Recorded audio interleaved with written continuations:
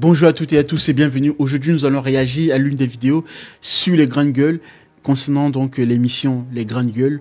Dans cette émission, justement, où un certain nombre de propos ont été tenus, en tout cas la réaction des chroniqueurs de ce plateau concernant l'affaire, la situation au Venezuela, l'actualité qui a ébranlé le Venezuela avec l'arrestation que l'on a pu voir de l'ancien président, en tout cas en exercice du Venezuela, Nicolás Maduro, ordonné par Donald Trump. Avant de continuer, likez, abonnez-vous et partagez massivement cette vidéo, ça ne coûte que 2 secondes, d'accord? Faites-le, c'est très important pour le référencement de la chaîne et des vidéos, notamment celle-ci particulièrement. Donc, on va commencer tout de suite par écouter ce qu'ont pu dire un certain nombre de chroniqueurs sur ce plateau.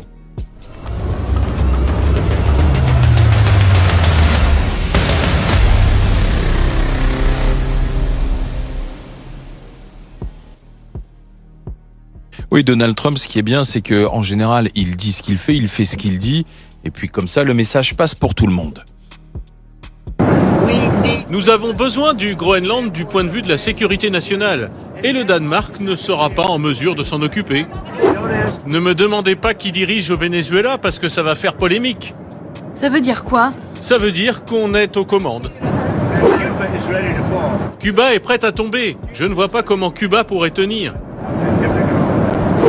Nous regardons l'Iran de très près. S'ils commencent à tuer des gens, je pense qu'ils seront frappés très durement par les États-Unis. Il a tout un programme, là. Il va être occupé pour les prochaines semaines, Donald Trump. Il est en train de faire le ménage. Et là, au Venezuela, comme on dit, job's done. C'est fait. Oui, c'est pas d'ailleurs la première fois que les Américains renversent des régimes, kidnappent des dirigeants sud-américains. Il y a eu l'affaire du Panama, il y a eu Grenade, etc. Il y a intervention au Chili. Donc là, rien de neuf. Ce qui est intéressant, c'est de voir surtout les réactions internationales. Qui ont été les premiers à dénoncer la capture de Nicolás Maduro? Il y a eu Poutine, il y a eu l'Iran, il y a eu la Chine, et chez nous, Jean-Luc Mélenchon. Ouais. Jean-Luc Mélenchon a même organisé quasiment le jour même une manifestation place de la République, bon, qui n'a pas mobilisé grand monde, mais c'est assez surprenant. Ah bon, c'est surprenant. Et ce qui est aussi surprenant, c'est qu'au sein même du gouvernement français, ils sont pas d'accord entre eux. C'est-à-dire que Jean-Noël Barrot, d'une façon un peu classique, a dit oui, alors certes Maduro était un tyran, mais il ne faut pas violer le droit international. Emmanuel Macron, donc le chef, lui il dit non, il n'y a pas de problème, il soutient l'action de Donald Trump et il ne fait pas référence au droit international. Et Gabriel Attal d'ailleurs est plutôt sur la ligne d'Emmanuel Macron, il y a peut-être une réconciliation entre les deux grâce à Maduro. Bref, vous êtes de quel côté vous dites bravo Trump ou vous dites non, il faut respecter les règles internationales? C'est pas une question. Alors, avant de continuer et de commencer, de poursuivre la suite de la vidéo, il faut constater qu'ici, on voit bien que dans le traitement médiatique, parce que c'est surtout dans ce sens-là qu'il faut s'inscrire lorsqu'on présente ce sujet des vidéos, lorsqu'il y a des vidéos comme ça à réaction, on voit bien que Donald Trump, il se permet évidemment, donc, avec son aisance, en tout cas qu'on lui connaît très bien, de proférer un ensemble de menaces vis-à-vis donc de l'Iran, parce qu'il dit clairement, si des personnalités en Iran concernant le régime iranien commencent à, entre guillemets, à tuer la population, donc ça lui donne le droit d'intervenir. Et donc, avec ce qui s'est passé au Venezuela, on voit bien que Trump, et même bien avant, parce que pour celles et ceux qui découvrent ce genre d'incidents aujourd'hui, sont un peu dans l'oubli, ou si ce n'est dans la naïveté ou dans l'ignorance, parce que les États-Unis, ce n'est pas la toute première fois que les États-Unis font ce genre d'exactions. Ils l'ont toujours fait. Simplement, aujourd'hui, on constate qu'avec la reconfiguration du monde multipolaire dans lequel nous nous trouvons, les États-Unis, comme ça, dans une forme passive qui a accompagné, on va dire, la faiblesse de la puissance américaine, on voit bien qu'aujourd'hui, les États-Unis veulent réellement s'affirmer et montrer au reste du monde entier, particulièrement à la Chine et les États-Unis, puisque ce sont ces deux puissances-là qui sont capables de rivaliser, ou des puissances émergentes veulent envoyer un message très clair à ces deux nations, mais globalement à tous ceux qui voudraient voir les États-Unis comme une puissance faible ou une puissance en train de faiblir. Et donc, c'est un rappel, entre guillemets, à l'ordre à travers ce genre d'intervention, l'arrestation de Nicolas Maduro, sans tenir compte du droit international, du droit humanitaire, de tout ce qu'on va appeler, de tout ce qu'on a appelé après la Seconde Guerre mondiale, de l'ordre international, de la bienséance, entre guillemets, du rapport de force qui devrait réellement s'établir lorsque des États ne sont pas d'accord.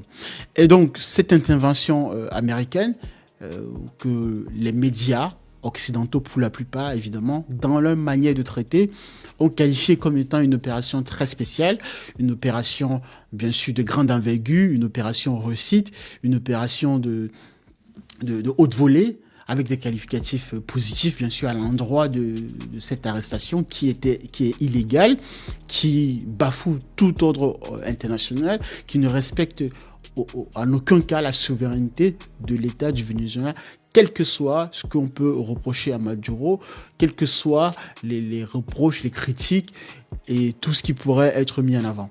Simplement, dans la sphère occidentale, dans les médias de masse occidentale, bien sûr, dictés, on va dire, subjugués et vassalisés par l'ordre américain, les médias, pour la plupart, se sont alignés dans ce narratif-là. Et donc, le discours qui est tenu médiatiquement et fermement, c'est de mettre en avant comme ça la réussite de cette opération-là et ne pas mettre en avant derrière et ne pas, bien sûr, souligner le fait que c'est une arrestation illégale et qui ne tient pas en compte des droits, des échanges et de dialogue entre États et nations.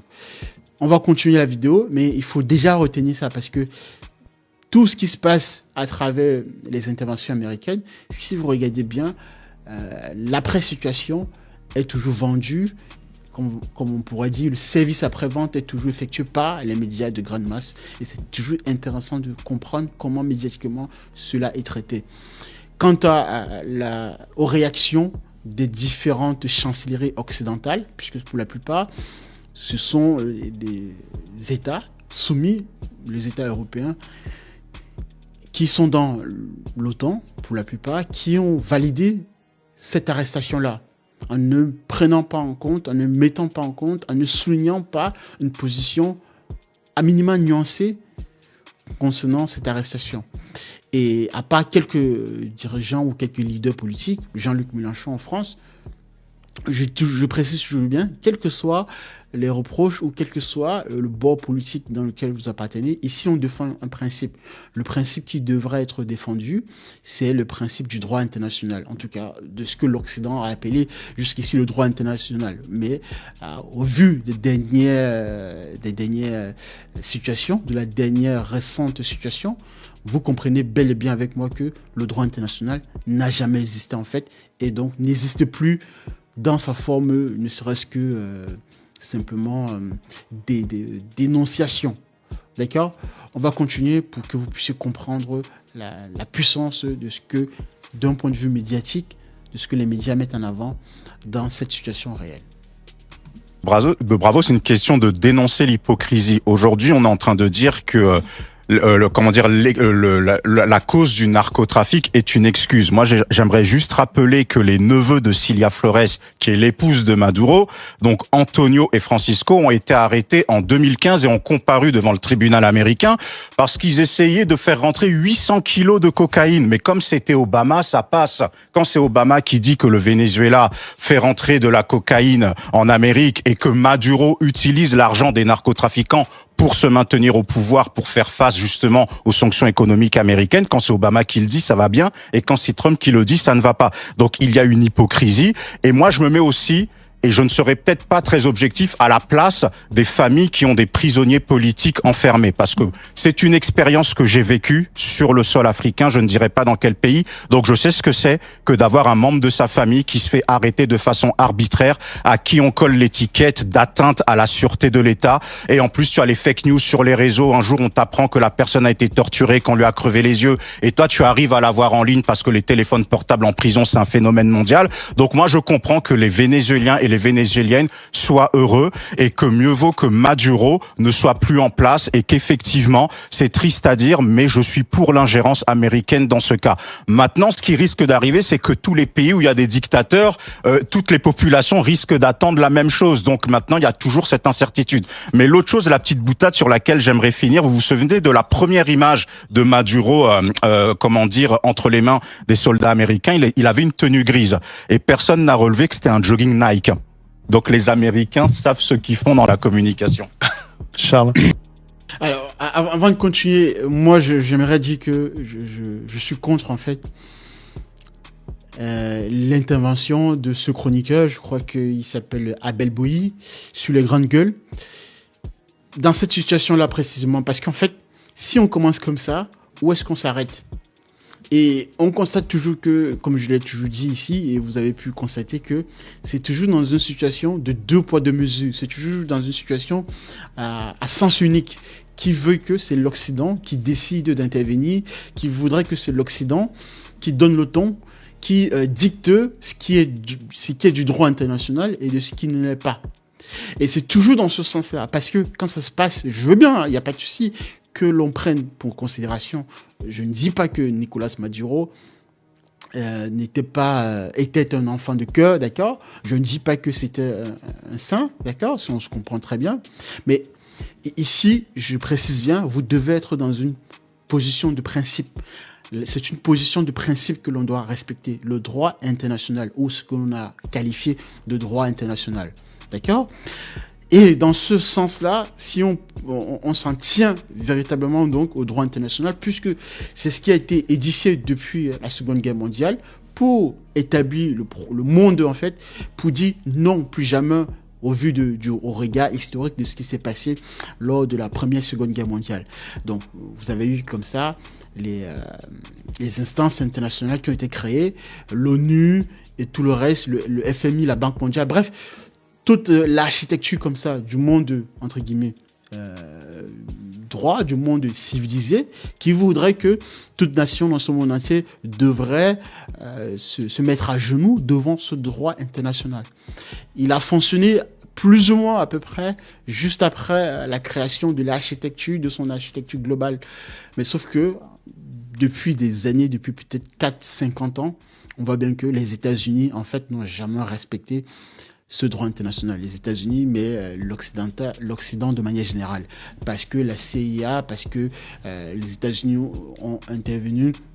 sont intervenus dans plein de théâtres dans ce monde entier. D'accord ? Je ne vais pas tous les citer en tant qu'exemple. On a eu le cas de la Libye, on a eu le cas de l'Irak, on a eu le cas du Panama, on parlait du Noriega, à l'époque, du Chili. Les États-Unis, partout sur cette planète Terre, globalement, se sont toujours donné le droit d'aller faire des interventions sans passer par le droit international.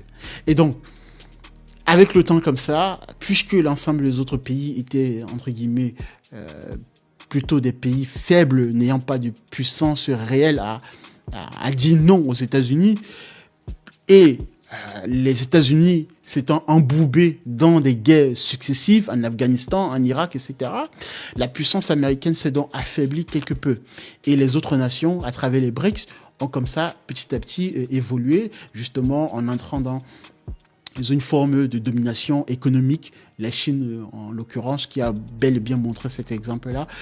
Donc, à travers ce scénario-là, ces nations-là, qui étaient perçues comme étant les nations faibles, donc les nations émergentes, aujourd'hui se sont fortifiées sur le terrain militaire également et technologique par la suite. Et les États-Unis, croyant que les choses, le statu quo allait rester comme ça ainsi, se retrouvent donc depuis quelques années en difficulté. Et donc, pour rappeler comme ça à l'ensemble du monde entier, les puissances, ils se disent donc qu'ils doivent taper du poing sur la table et affirmer à nouveau leur puissance. D'où pourquoi j'ai intitulé cette vidéo avec la miniature, comme vous avez pu le voir, le fait que l'aigle a faim, parce que là, les États-Unis, Trump, après le Venezuela, là maintenant, il parle du Groenland.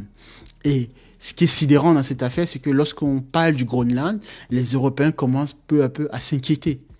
Sauf que c'est la même chose qui s'est toujours passée ailleurs, autre que dans un territoire occidental, lorsque les États-Unis sont intervenus. Mais quand il s'agit de parler d'un territoire, donc ici le Danemark, donc qui possède le Groenland, ça commence à gêner. Mais ça gêne parce que, comme on dit, quand ça se passe ailleurs, tout va bien. C'est une position de principe que tiennent les États-Unis. Mais quand ça se passe ou que ça a vocation à se passer sur le territoire européen, là, ça devient quelque chose qui gêne. On va peut-être continuer le sujet de la vidéo, mais je tenais à préciser cela pour vous donner justement la position de principe sur laquelle actuellement les États-Unis se positionnent et de ce qui pourrait s'en suivre par la suite. Je pense qu'on peut pas avoir une position noir ou blanc sur cette histoire. Le droit international, c'est bien beau, mais ça peut pas être le blanc-seing et l'immunité pour tous les dictateurs de cette planète. Je veux dire, Maduro était à l'évidence un horrible type qui torturait ses opposants, qui bafouait les élections. Donc c'est pas parce que le droit international existe qu'il devrait protéger de toute poursuite un type comme ça. Chavez et Maduro, n'en déplaise à Jean-Luc Mélenchon, ont fait s'écrouler le Venezuela sur lui-même. Quand on regarde les chiffres objectifs, c'est un pays qui est très riche par ses ressources pétrolières, qui, comme on l'a beaucoup répété ces derniers jours, sont plus importantes encore que celles de l'Arabie Saoudite, et qui a néanmoins réussi le tour de force d'être à court de pétrole, d'être à court d'essence, pardon. Non, mais c'est vous dire, les habitants c'est dire, il faut que nos auditeurs entendent du carburant dans la voiture. Qu'est-ce que c'est que le collectivisme politique à l'œuvre, c'est que vous pouvez avoir les plus grosses ressources de pétrole de la planète et vous retrouver à court d'essence dans les stations essence. Ça, c'est le collectivisme quand il prend le pouvoir politique. Donc ça, il faut que nos auditeurs le sachent. Ensuite, moi je crois que ce qui nous tétanise là-dedans, c'est que on s'est habitué à l'inertie et à l'apathie. C'est-à-dire que Trump nous surprend tout simplement parce qu'il agit. Pour le meilleur et pour le pire, mais il fait des choses et il n'a pas peur. Ça nous semble, on est là complètement, on a nos diplomates qui passent à la télé, on dirait des espèces de marquis du XVIIIe siècle, ils arrivent tout poudrés sur les plateaux et ils prennent des grands airs en disant « oulala, le droit international, oulala, oulala ». Et ça, c'est la position dominante au Quai d'Orsay. Moi, j'aimerais bien que parfois on envoie nos forces spéciales chercher nos otages à l'étranger, par exemple. J'aurais été la famille des otages français en Iran. Alors, heureusement, ils ont fini par être libérés. Ça, il faut le saluer aussi. Mais ça a pris quand même très, très longtemps. Notre journaliste Christophe Glaise, qui est dans les geôles algériennes. Moi, je suis désolé, mais Glaise, moi, je serais la famille de Glaise. J'aimerais que nos forces spéciales aillent le chercher dans sa tôle en Algérie. Ça se passera pas comme ça, et qu'on fasse une opération spéciale, comme on a fini par le faire d'ailleurs pour Ingrid Betancourt. Heureusement qu'on n'a pas négocié indéfiniment avec les FARC. Elle a fini par être récupérée par la force. Donc voilà. Moi, en revanche, ce qui me choque, c'est avec quelle désinvolture nos cow-boys américains assument le fait que tout ça est fait pas du tout pour des histoires de narcotrafic. Et j'ai lu que déjà, ça allait être très compliqué de prouver les liens de Maduro avec les narcotrafiquants vénézuéliens. Donc de toute façon, c'est pas du tout pour ça qu'il a été enlevé. C'est pour le pétrole. Et que Trump l'affiche avec cette désinvolture, et sans même dire d'ailleurs que les ressources vont être exploitées pour les Vénézuéliens. Il explique très bien que ce sont les entreprises américaines qui vont récupérer cette manne. Moi, je serais les Vénézuéliens, que ce soit ceux qui sont là-bas ou les 8 millions de Vénézuéliens qui se sont barrés sous Maduro, ça il faut le dire aussi. 8 millions. Il y a eu 8 millions de personnes, ça c'est le collectivisme à l'œuvre, qui se sont tirés parce que c'était insupportable. C'est quand même ça ce régime. Mais si c'est pour enrichir des boîtes pétrolières américaines déjà riches, il y a un vrai problème. Et par ailleurs, enfin, sur le Groenland, là, je pense qu'il faudra pas faiblir au niveau européen. Je pense qu'on doit pas laisser les Américains nous prendre le Groenland. Barbara, bravo. Alors, très longue intervention de Charles Consigny, donc chroniqueur régulier sur les grandes gueules. Il y a plusieurs choses évidemment ici, et je vais revenir sur quelque chose qui vraiment a son importance capitale. Parce que c'est toute la question en fait, c'est toute la problématique. Vous êtes en face d'une situation Alors, déjà, en préambule, faut dire que face à ce genre de situation, il faut toujours les analyser avec beaucoup de recul, en prenant de la hauteur. Donc, il ne faut pas être allié d'un point de vue idéologique avec un régime ou contre un autre. C'est ça qui vous permettra de regarder le tableau dans son ensemble. Et quand on regarde le tableau dans son ensemble, quel que soit ce que l'on pourrait reprocher à Nicolas Maduro, d'accord ? Je veux bien comprendre, évidemment, qu'il y a un certain nombre, en tout cas, bon nombre de Vénézuéliens qui vivaient dans la pauvreté, qui étaient mis en prison, qui étaient arrêtés de manière arbitraire, comme on pourrait dire dans des dictatures, d'accord ? Ça existe, il ne faut pas le nier, d'accord ? Il faut vraiment regarder la vérité en face, ok ? Simplement, ce qui est dérangeant, c'est que sur cette planète Terre, il y a des situations comme ça qui sont pléthores. Et ce que l'on observe, c'est que il y a une sélection en fait de situations concernant l'intervention américaine face à ce genre de situation. Je veux bien, évidemment, que la démocratie, dans son essence, dans son idéologie de rendre le peuple libre, si potentiellement des dictateurs, des potentats viendraient s'installer au pouvoir. Et je veux bien qu'il y ait ce genre de situation où, on va dire, un géant, un gendarme du monde, dont les États-Unis se sont érigés depuis la Seconde Guerre mondiale, j'aurais bien voulu que ce soit ça. Mais simplement, on a constaté, et on constate aujourd'hui encore, pour celles et ceux qui n'avaient pas totalement admis cette position-là, que les États-Unis ont comme ça sélectionné, joué sur cette fibre en fait, sur cette raison apparente, bien sûr, qui est de dire que tout peuple mérite considération. Tout peuple mérite liberté, jouissance en fonction de ses richesses naturelles. Donc, je veux bien que l'on mette en avant cet idéal, puisque dans les faits, ce n'est pas ce que cela se révèle dans la réalité. Et les États-Unis ont comme ça démontré à travers leur intervention, le interventionnisme, que les situations étaient bien sélectionnées. Parce que des régimes, on peut en citer en Iran aujourd'hui, d'accord, on peut prendre le cas de l'Iran, mais pourquoi les États-Unis n'interviennent pas tout de suite ? Bien sûr, il y a des menaces, mais vous voyez bien qu'il y a quand même un petit recul. Il y a eu une intervention dernièrement en date, une frappe, même si c'était une frappe qui, d'après certains experts, était déjà arrangée avec le régime iranien, parce que ce n'est pas ça qui a empêché ou qui a arrêté la continuation du programme nucléaire iranien. Mais on n'est pas obligé même d'y aller très très loin avec l'Iran. La Corée du Nord, depuis des années, ça date déjà. Et bien d'autres situations, bien d'autres dictateurs dans le monde, en Afrique, que l'on pourrait citer, et dans l'Amérique latine également. Simplement, on voit bien que lorsque cette dictature, entre guillemets, parce qu'une fois de plus, le mot dictature, c'est qui décide de qualifier tel État ou pas de dictature. Je veux bien que, en tant que citoyen, bien sûr, quand on vit dans un État, dans un pays, on voit bien le traitement que l'on a vis-à-vis de son pays, le traitement que l'on reçoit vis-à-vis de son État. Et chaque citoyen dans ce monde peut dire plus ou moins si son État est qualifié, en tout cas, de dire si oui ou pas son État est un État à peu près de dictature ou de liberté ou de démocratie. Sauf que quand c'est un État extérieur qui vient imposer sa loi, son regard, sa vision, en ne tenant pas compte de la vision du peuple, là, ça commence à être dérangeant.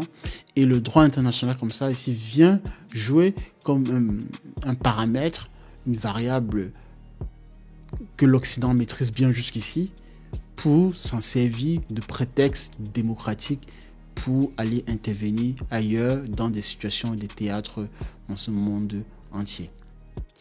Voilà la problématique en somme. Voilà ce qui dérange. Voilà ce qui est dérangeant pour moi et ce qui pose vraiment problème.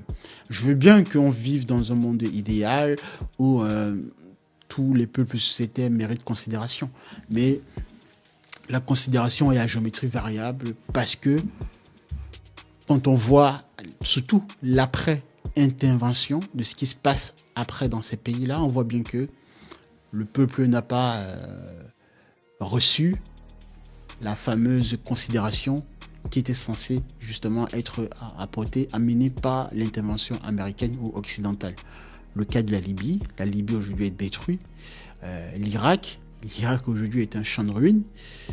Bref, le Venezuela qui va être bientôt sur la liste. Mais vous pouvez multiplier comme ça des situations pareilles. Et en Ukraine également. Mais prenez-vous. Donc, à chaque fois qu'il y a eu intervention des États-Unis, de la position occidentale, on a constaté toujours que l'après-situation n'était pas une situation glorieuse, alors qu'on nous avait prévenu, qu'on nous avait surtout promis une situation de liberté, parce que l'on venait déloger un dictateur, un sanguinaire, une personne qui maltraitait, qui violait les droits humains de son peuple. Voilà ce qui dérange, parce qu'aujourd'hui on a l'historique, on a quand même un retour d'expérience pour pouvoir mieux qualifier la situation, sauf que rien ne change jusqu'ici. Poursuivons l'intervention des grandes gueules et on va voir ce qu'il en ressort, en tout cas ou pas, d'après ce qu'ils disent. Mais bien sûr, bravo Trump. Moi, toujours. De toute façon, par contre, là, j'ai une certaine constance, c'est que je pense qu'effectivement, Donald Trump, il annonce le retour des démocraties fortes. Alors bien sûr, ça dérange. Ça dérange en particulier l'Union européenne qui, elle, croit dans les vertus du doux commerce et de l'empire normatif et qui pense que tout ce qui peut représenter la puissance et la force, c'est pas bien, c'est la guerre. Hein. C'est horrible. On l'a vécu sur le sol européen, la Première et la Deuxième Guerre mondiale. On sait à quoi ça conduit. Donc nous, on va devenir des gros mollassons. Voilà le résultat aujourd'hui. D'accord ? Et on a décidé d'inventer un truc qui s'appelle la souveraineté européenne. Autant dire rien. Heureusement, merci le général de Gaulle. Nous avons eu en France un dirigeant qui a dit « Écoutez, l'Europe, oui, l'OTAN peut-être, mais je vais faire en sorte que la France ait son autonomie stratégique. » Si aujourd'hui, on peut encore un petit peu, tout petit peu, peser quelque chose et croire, en tout cas, à l'espoir qu'un jour on puisse redevenir une puissance, c'est parce qu'on a une autonomie stratégique. Merci le général de Gaulle. Parce que sinon, on a vu d'ailleurs que M. Macron avait eu vaguement à un moment dans l'idée d'aller partager notre siège au Conseil de sécurité de l'ONU avec l'Allemagne. Bien sûr. Donc, histoire de finir de se faire bouffer par notre voisin. Donc, bien sûr que Trump a raison, parce que il a compris et il sait à quel point l'expression de la puissance et de la force corrélée à la justice, d'ailleurs c'est pour ça que Maduro est dès aujourd'hui traduit devant la justice fédérale, parce que on est des démocraties, donc ça va avec un processus de justice. Il est nécessaire que ce personnage qui a permis notamment à des entités terroristes de venir blanchir de l'argent au Venezuela, parce que l'Iran, la Syrie du temps de Bachar el-Assad, la Libye du temps de Kadhafi, le Hezbollah qui avait un territoire incroyable, qui était complètement inséré dans les cartels, notamment les deux grands cartels créés par Maduro, notamment le cartel de Los Soles, où vous avez des acteurs même de la famille de Maduro qui sont impliqués. Donc je pense que, à mon avis, ils ont des billes, la justice fédérale américaine a des billes. C'était vraiment un narco-État et une partie du terrorisme qui a ensanglanté l'Europe, qui a ensanglanté la France, qui a ensanglanté le Moyen-Orient. Il vient du narcotrafic, du Hezbollah et des soutiens iraniens au Venezuela. Donc, et du Hamas aussi, en passant. Donc c'est tout à fait logique que une seconde. C'est tout à fait logique que monsieur Mélenchon soutienne le Venezuela. Il soutient toute cette clique. À la fois islamiste, pro-russe, oui, c'est ça la gauche, totalitaire. Non, mais d'ailleurs, il les soutient tellement que c'est presque suspect, je trouve. Il y a un moment, espèce de soutien sans faille à chaque fois, que ce soit avec la Chine, la gauche totalitaire. ou avec le Venezuela, c'est un peu étrange. Alors après, il y a aussi chez revanche, Jean-Luc Mélenchon un anti-américanisme, j'ai envie de dire. Bon, je vais pas trop continuer. Simplement, je vais terminer avec cette intervention. C'est que, comme je le disais, d'un point de vue médiatique, on voit bien que les médias ont pris position, bien évidemment. Ça, je Je m'y attendais parce que ça a toujours été le cas ainsi à chaque fois qu'on a eu ce genre de situation. Et l'ordre actuel dans les médias, c'est justement de répéter le discours venant du narratif américain. Le discours allié ou soumis au discours américain pour pouvoir le propager comme ça dans les ondes. Et ici, on voit bien que d'après son intervention, cette chroniqueuse, elle félicite Donald Trump. Soit c'est son droit, bien sûr, mais comme je le disais, évidemment, moi je veux bien qu'on me parle de démocratie forte, d'accord? Mais en même temps, il faut rajouter aussi de la cohérence dedans. Démocratie forte, simplement, on voit bien que, je ne vais pas me répéter, mais je vais plutôt souligner quelque chose de complémentaire dans mon propos précédent, c'est que l'Europe, l'Occident de manière générale, c'est toujours drapé, arroger le droit de démocratie. D'accord? Donc, par là, donc, respectant le droit humain, le droit humanitaire, tout ce que vous voulez. Le fait de ne pas s'ingérer dans les affaires, etc., des autres nations. Sauf que cela n'a pas été le cas, cela n'est pas le cas en réalité, parce que ce n'est pas ce qui se passe. Que l'on me dise qu'évidemment, je ne suis pas naïf, je ne suis pas enclin à valider, par exemple, un régime nord-coréen. Jamais de la vie, je ne soutiendrai ce genre de régime, d'accord? Ou des régimes, évidemment, que je pourrais citer, où le droit des femmes, des enfants, etc., est bafoué de manière illégale. Ça, je pense que quelqu'un qui est normal ne pourrait pas valider ce genre de situation. Mais comme je disais, une fois de plus, là où la cohérence ne se situe pas dans le mot démocratie forte à la occidentale, c'est parce que l'Occident jusqu'ici s'est prémuni de cette notion-là, du droit international, de tous les oripeaux de la vertu, exactement, pour mettre en avant comme ça le calendrier personnel, le agenda de domination, de présence dans le monde entier. Vous constatez que partout où il y a des bases militaires américaines, c'est parce que ces États-là sont déjà à la guise, sont déjà à la merci des États-Unis. Et donc, ces États-là ne sont pas diabolisés, ne sont pas mis en avant comme étant des dictatures sur les médias occidentaux, pour la plupart dominés par le discours américain. Donc, là où vous entendez, ce qu'on constate le plus souvent, les États qui sont réellement dictateurs, quand je dis réellement, c'est parce que cette fois-ci, bien que en soi, en réalité, ce sont des États que l'on pourrait qualifier de dictature, mais ils ne sont pas qualifiés de dictature en tant que dictature. Ils sont qualifiés de dictature d'abord parce que ce sont des États qui ne respectent pas le droit international à travers le discours de domination américain. Donc, en gros, qui ne respectent pas l'ordre dicté par l'Empire américain. Et comme vous ne respectez pas l'ordre dicté par l'Empire américain, même si vous êtes une dictature en soi réellement, vous êtes d'abord condamné en tant que tel. C'est la première des choses. Simplement, ce n'est pas ce qui est dit, ce n'est pas ce qui est mis en avant. Je veux bien que l'on prenne, pour exemple, ici en citant des cas, en mettant en avant que Nicolas Maduro finançait évidemment le marché de la drogue aux États-Unis, d'accord, en blanchissant quelque part aussi de l'argent du Hezbollah, le lien justement du narcoterrorisme en fait. Mais ça, pour l'instant, jusqu'à preuve de contraire, ce ne sont que des paroles et la justification du cas venant de la parole américaine. Jusqu'ici, on n'a pas le retour ou l'argumentaire du Venezuela en soi, du camp du Venezuela en soi.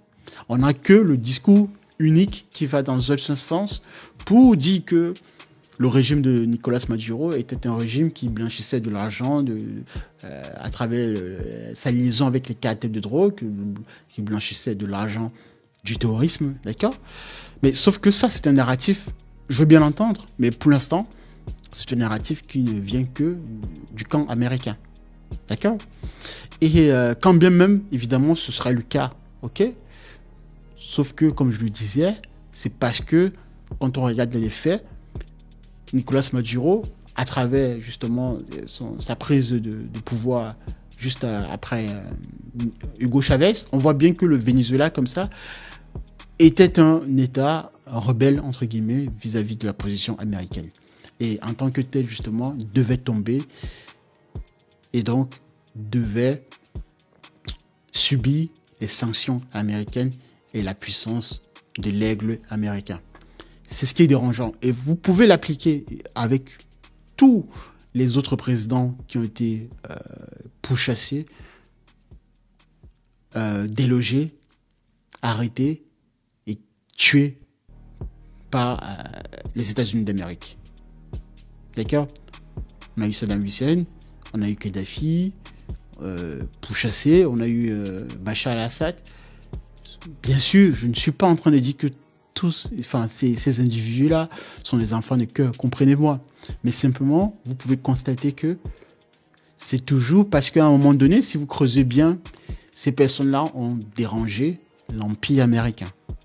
Ça peut être pour cet État, le fait de vouloir mettre, donc pour Kadhafi, d'instaurer une monnaie unique qui allait se débarrasser du franc CFA ou créer des satellites africains, ou en tout cas permettre comme ça une indépendance réelle de l'Afrique. Pour l'Irak, on a bien vu que c'était une affaire de pétrole, de domination de la zone Moyen-Orient, etc., Proche et Moyen-Orient.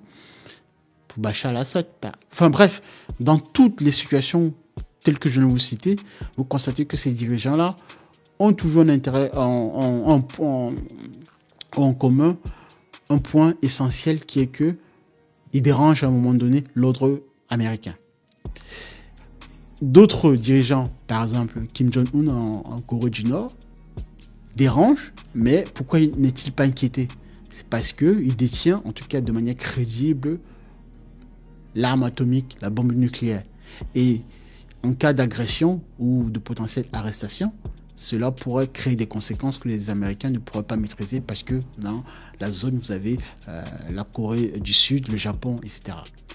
Voilà pourquoi ces dirigeants-là, en particulier Kim Jong-un ici, pour l'heure, et même son papa par la suite, cette dynastie en tout cas, n'est pas inquiétée. Alors que, bien sûr que moi, je suis tout à fait d'accord de dire que c'est une dictature. Mais voyez-vous que cette dictature-là, elle n'est pas du tout inquiétée. Alors qu'on nous parle de démocratie forte. Je veux bien de la démocratie forte, mais encore faudrait-il qu'elle reste cohérente et qu'elle agisse de manière cohérente, quelles que soient les situations, en ne pas sélectionnant, entre guillemets, des potentats et un certain nombre de ce qu'on pourrait appeler des bons dictateurs, ou plutôt des soumis, et à côté des vrais dictateurs que l'on va se donner le droit donc d'arrêter en mettant en place des artifices de la démocratie pour justifier son intervention. Je vais m'arrêter là. Mettez un pouce, likez, abonnez-vous. On se retrouve la prochaine pour une nouvelle analyse et restez concentrés. Je vous dis à la prochaine et merci de nous avoir suivis. Au revoir.